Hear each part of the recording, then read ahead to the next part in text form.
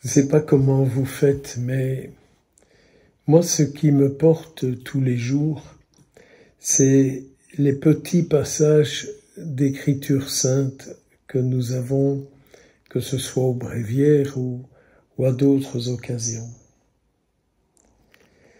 Avez-vous remarqué aujourd'hui le capitule de l'office qu'on vient de lire?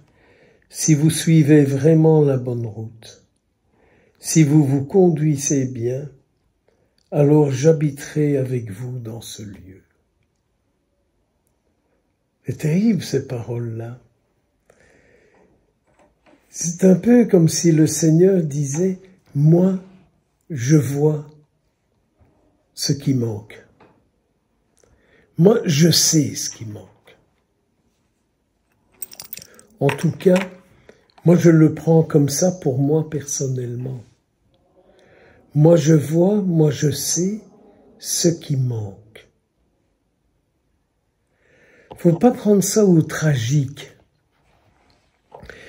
Surtout, ne prenons pas ça comme une réprimande, mais comme plutôt un désir, moi je vous dis comment je le prends, un désir de la part du Seigneur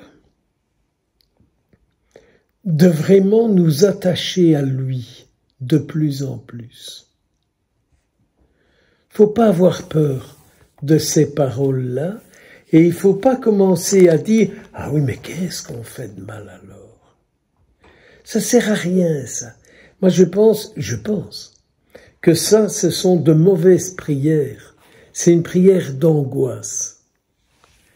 Mais si je prends cette parole dans l'autre sens, ça devient une parole d'espérance.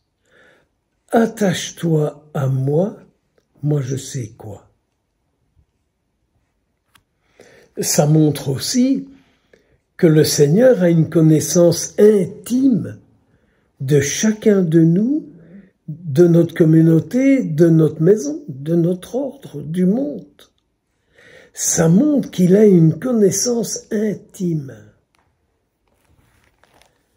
Ah, vraiment, nous devrions... Pour moi, c'est un peu ça, ces offices répétés, bien sûr. Ils ont beaucoup de signification. Mais ils ont aussi un des buts, qui est de toujours nous rattacher au Seigneur tout au long de la journée. Être constamment avec lui. Moi, je sais. Parce qu'au fond, si on est honnête, nous sommes toujours un peu attentifs à ce qu'on fait, attentifs à ce qu'on vit, attentifs à ce qu'on nous a dit, et pourquoi pas être plus attentifs à ce que lui dit. Nous ne perdrions pas notre paix, vu qu'il en est l'auteur. Si vous suivez vraiment la bonne route, si vous vous conduisez bien, alors j'habiterai avec vous dans ce lieu. Pensons vraiment bien, mais vraiment très très fort à ça. Voyez, ce petit verset du livre des Chroniques que nous avons couru ce matin pendant l'Alléluia. Je t'ai choisi et consacré cette maison afin que mon nom y soit à jamais.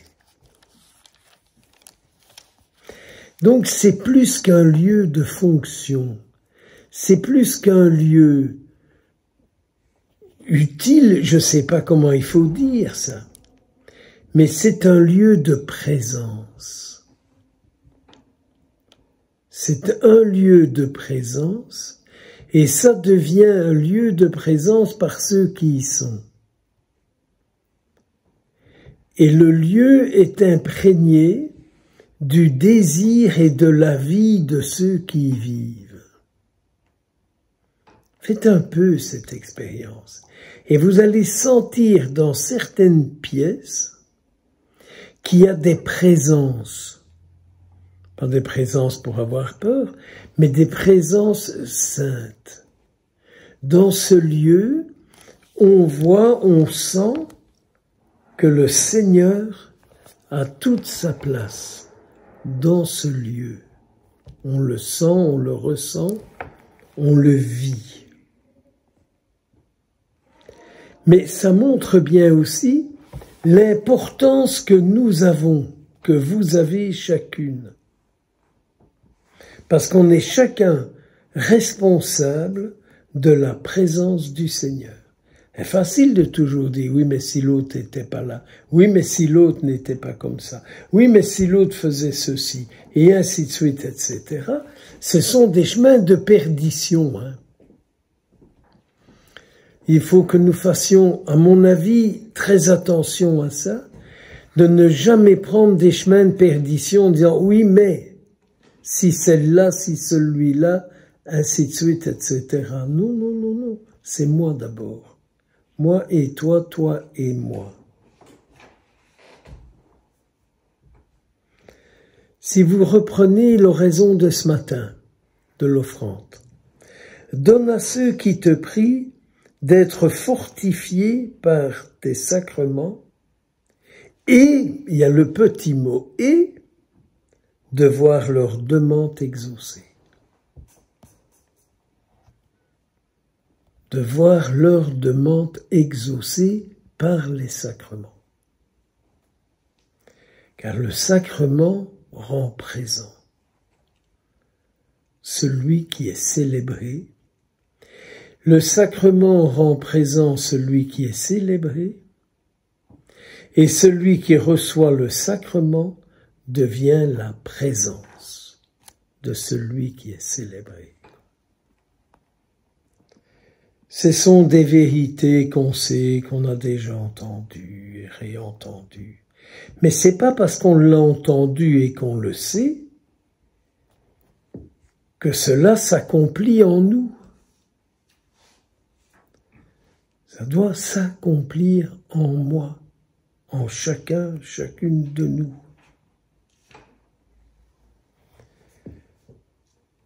L'Écriture sainte parle toujours de moi, de nous et d'eux.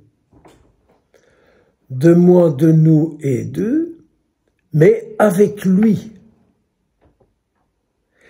Et la parole, l'Écriture sainte, nous dit comment il nous rejoint et comment il est avec nous.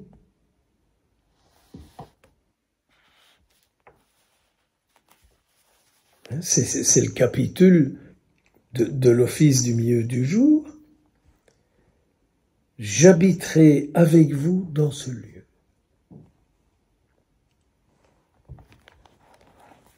C'est une question de rendez-vous, de vie avec. C'est un peu tout ce qu'on dit quand on parle de la vie d'union, quoi.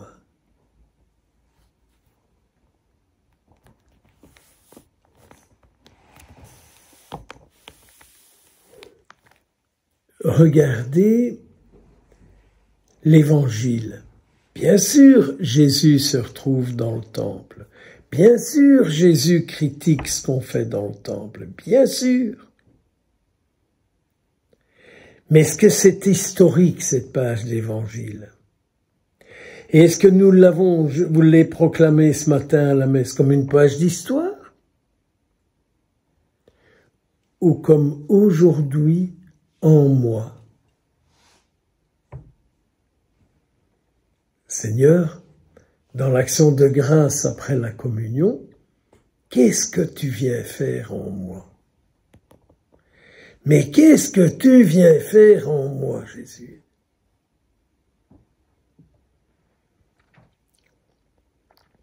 Je crois que je vous ai déjà ressorti ça beaucoup de fois. Ça me rappelle toujours Thérèse de Lisieux qui dit à Jésus, mais comment est-ce que tu te sens en moi? Est-ce que tu es bien? Est-ce que tu es pas malade en moi? Est-ce que tu n'as pas froid? Est-ce que tu es assez visité? Est-ce que tu es en prison en moi? Voyez-vous, dans notre vie avec le Seigneur, n'ayons pas peur de lui dire que notre souhait, c'est qu'il soit heureux en nous. Et quand je pense un peu à Jésus et à sa solitude, quand je pense un peu à Jésus et à le fait qu'il est abandonné, alors je ne peux que lui dire, en moi je ne veux pas que tu te sentes abandonné, ni malheureux, ni triste. Voyez, découvrons la présence du Seigneur, comme dit saint Augustin, plus intime à moi-même que moi-même. Mais pour ça, il y a cette descente, plus intime à moi-même que moi-même. Pour moi, je crois que régulièrement, il nous faut reprendre ces oraisons et tout faire pour que ce que le prêtre a dit pour tous ceux qui étaient là, au lieu d'attendre que ça se passe et qu'on dise Amen, de prendre conscience que c'est pour moi, c'est de moi qu'il s'agit. Et que le prêtre s'adressant au Père dit, mais que leur demande qu'il t'adresse soit exaucée par cette Eucharistie.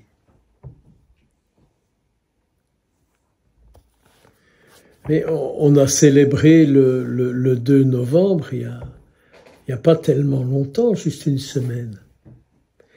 Elle disait aux gens, une conviction que j'ai, le plus beau cadeau qu'on fait à un défunt, c'est le charger de la parole du Seigneur.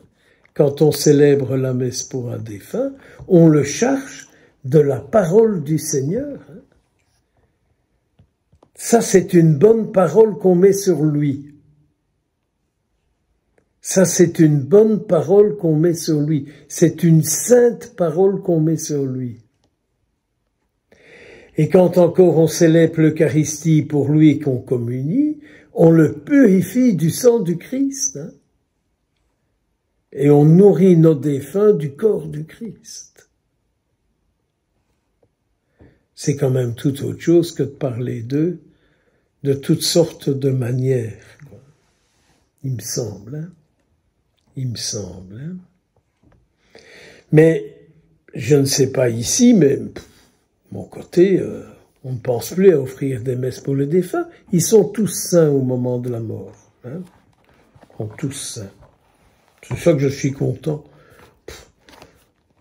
Ils diront ça de moi le jour de ma mort. Enfin, du moins, celui ou celle qu'on laissera parler. Les autres, on dira de se taire, quoi. Mais voyez, pensons un peu à ça que nous, quand les gens nous confient des prières pour leurs défunts, c'est parce qu'ils désirent que nous les chargions d'une sainte parole. C'est autre chose que des souvenirs douloureux qu'on aime beaucoup remettre à jour d'eux, quoi. Donc vous voyez un peu, au lieu de toujours dire ce qu'on voudrait, de passer à un autre stade et de lui dire ce qu'on désire être. Je crois que le gros problème, il est là. C'est dans la construction de notre être. Et nous n'avons jamais fini. Dans la construction de notre être. Et revenir constamment. Revenir constamment à la construction de mon être.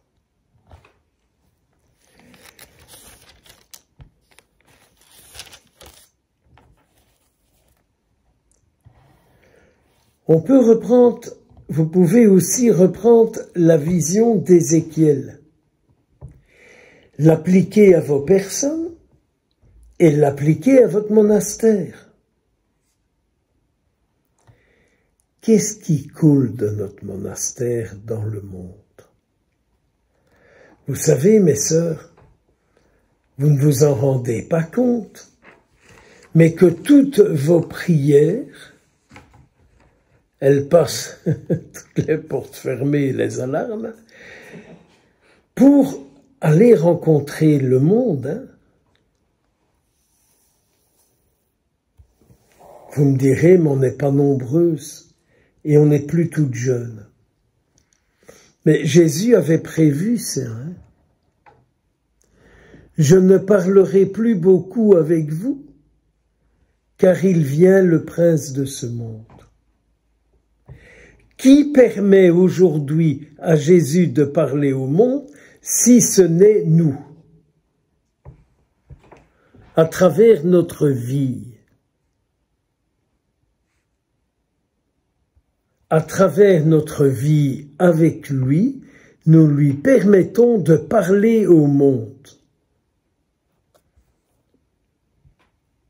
Si vous n'êtes plus ici, d'ici il n'y aura plus de parole du Christ qui partira dans le monde. Et ne commencez pas à dire, oui, mais ailleurs, quand même. Hein. Moi, je ne sais plus entendre ça. Mais je ne sais plus entendre ça. C'est une manière bien gentille de se déresponsabiliser.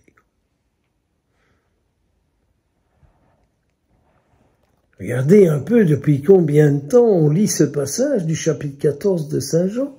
Désormais, je ne parlerai plus beaucoup avec vous, parce que c'est le prince de ce monde qui vient. Et regardez le prince de ce monde, comment il parle aujourd'hui. Comment nous prendre notre place. Et nous allons nous lamenter parce que nous sommes trop peu nombreux, pas assez avancés, plus trop jeunes, plus ceci, plus cela. Quelque part, on s'en fiche. Hein. Cultivons notre désir par notre engagement à ce que le Seigneur puisse parler au monde.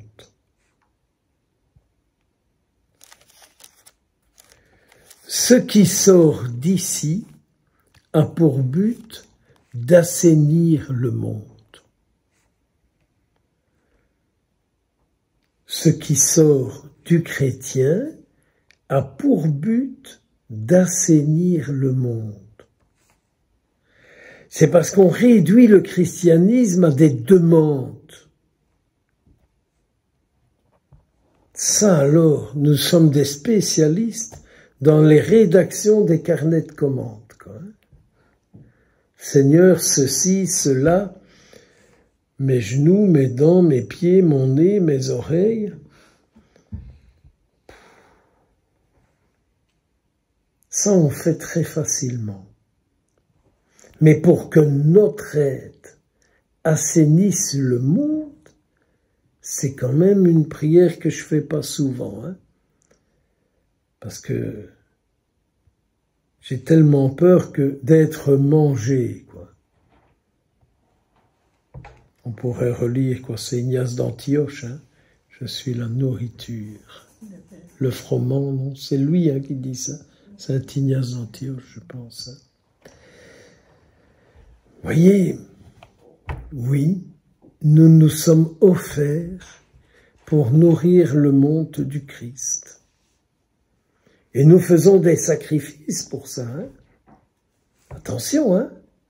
Nous faisons chaque jour des sacrifices pour ça. C'est contre l'esprit du monde.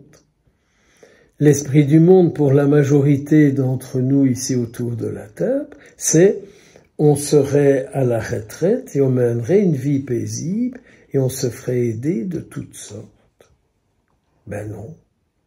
Nous continuons à battre tout ce qui n'est pas du Christ. Par notre vie, nous continuons de combattre tout ce qui n'est pas bon pour le monde. Est-ce que vous vous rendez compte que vous faites ça chaque jour, 24 heures sur 24 ?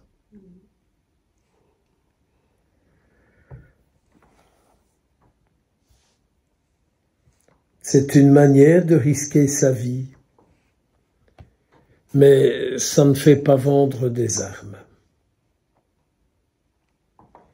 Mais la vie chrétienne, a fortiori la vie consacrée, elle se bat contre les mauvais esprits du monde. Et donc, il y a une source qui coule de nous. C'est pour ça que je suis toujours malheureux quand j'entends des consacrés qui se plaignent tout le temps de ce qu'ils n'ont pas et qui ne voient pas ce qu'ils sont. Bien sûr, questionnez n'importe quelle personne qui passe dans la rue et vous pouvez lui demander ce qu'elle aimerait d'avoir en plus. Et vous allez avoir tout le cahier rempli, du plus petit au plus jeune. Du plus petit au plus jeune. Il y a cette phrase qui terminait ce passage d'Ézéchiel de ce matin. Chaque mois, ils porteront des fruits nouveaux. Ça vient du sanctuaire. Les fruits seront une nourriture et les feuilles un remède. Mais c'est sûr, ce que nous donnons comme nourriture au monde. Et je vois qu'il faut toujours ramener les gens à l'union avec le Christ. Je reçois pour le moment pas mal de monde qui viennent avec toutes sortes de prières parce qu'elles ont été voir des imams, des personnes catholiques, qui disent qu'ils prient et elles vont voir des imams pour leur avenir. Il y a même une maman qui est allée là parce qu'elle voudrait que son fils trouve une autre fille que celle avec qui il est ou qu'il rencontre parce qu'il change souvent. Et elle m'a amené ce fils. Et ce garçon, un garçon charmant comme ça, vraiment charmant, très très sympathique, qui m'a grandement ouvert son cœur.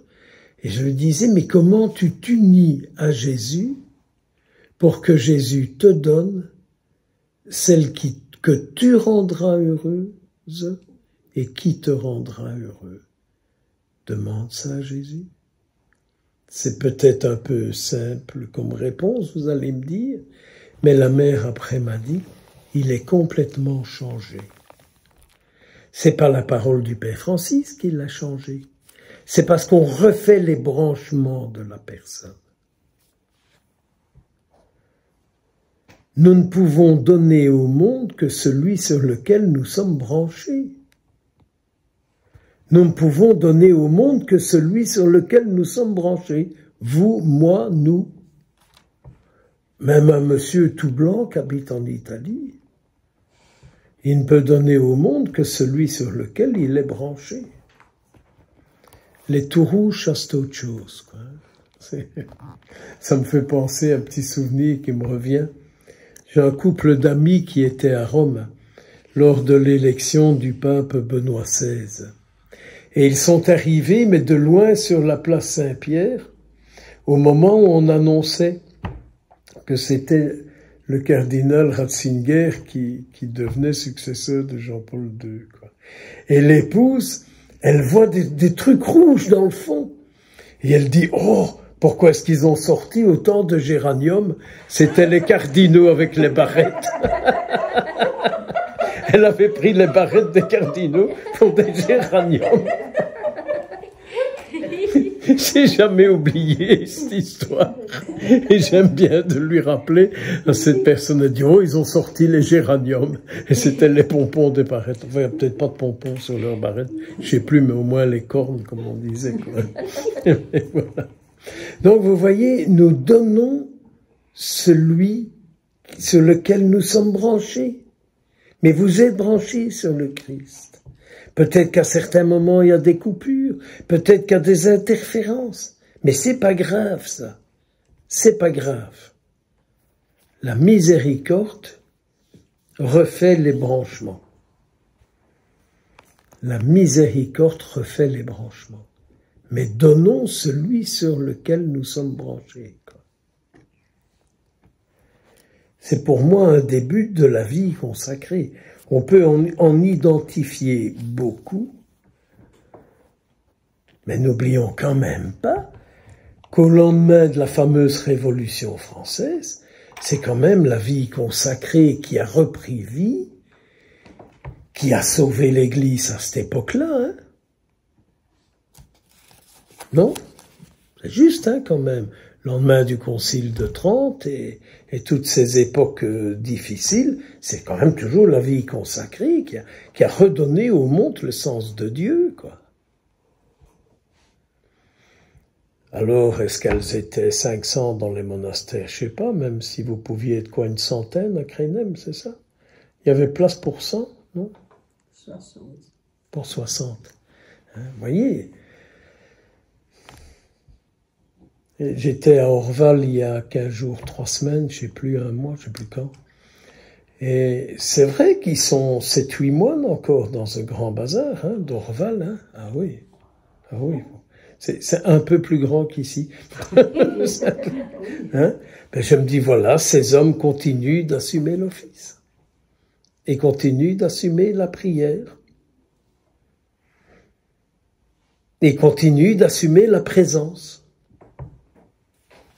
Mais il faut faire très attention à un vilain piège que nous avons, qui sont les retours sur nous. Hein. Ce mois aujourd'hui est très difficile. Hein. Très difficile. Et nous avons terminé l'Eucharistie ce matin, après avoir communié, en disant dans l'oraison au Seigneur, « Fais de nous le temple de ta grâce ». On va pas s'étaler là-dessus. Mais qu'est-ce que les gens puissent recevoir si ce n'est que les grâces que nous avons reçues? Voyez-vous, quand on rencontre quelqu'un, hein, les gens qui viennent, que je reçois quand même assez bien, qu'est-ce que je peux faire d'autre que de dire à Jésus, « Sers-toi de moi pour le rencontrer ». Vous voyez, il y a toujours une offrande de soi-même pour que le Seigneur puisse rencontrer l'autre. Donc, ce que nous accumulons de grâce, de présence du Seigneur, c'est pour nous, pour moi, pour nous et pour eux. Hein. Sinon, on garde toutes les grâces pour soi. Pour en faire quoi, je sais pas, mais faut pas qu'on devienne un congélateur rempli de grâce. Hein? Fais de nous le temple de ta grâce, accorde-nous d'entrer un jour dans la demeure de ta gloire. Et on comprend, excusez-moi d'encore faire référence à Thérèse de Lisieux, mais on comprend qu'elle disait « Aujourd'hui un peu de travail et demain beaucoup de travail. Je passerai mon ciel à faire du bien sur la terre. Il ne me refuse rien parce que je ne lui ai jamais rien refusé. »